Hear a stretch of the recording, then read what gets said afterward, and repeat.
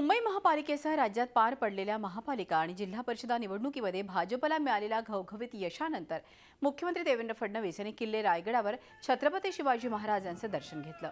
यावेळी भाजपचे प्रदेशाध्यक्ष रावसाहेब दानवे, शिक्षण मंत्री विनोद तावडे, सहकार मंत्री चंद्रकांतदादा पाटील, अर्थमंत्री सुधीर मुनगंटीवार, मुंबई भाजपचे अध्यक्ष आशिष शेलार, पनवेलचे आमदार प्रशांत ठाकूर हे उपस्थित होते। राज्यासमोर खूप मोठी आव्हानं आहेत आणि ही आव्हानं पेलण्याची शक्ती आणि प्रेरणा मिळावी याकरता महाराजांचे आशीर्वाद घेण्यासाठी आलो आहोत, असं मुख्यमंत्र्यांनी यावेळी सांगितलं। यावेळी मुख्यमंत्र्यांनी राजकीय भाष्य करणंही टाळलं।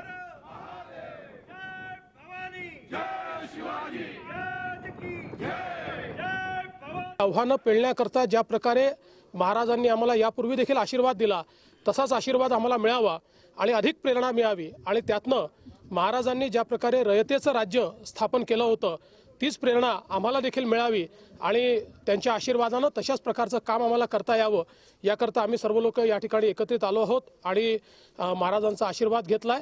मला विश्वास आहे की महाराजांच्या आशीर्वादानं निश्चितपणे महाराष्ट्राला सुजलाम सुफलाम आणि जो एक स्वाभिमानी महाराष्ट्र महाराजांनी उभा केला होता तो निश्चितपणे उभा करण्याकरता आम्हाला सर्वांना प्रेरणा मिळेल। झी 24 तास रहा एक पाऊल पुढे।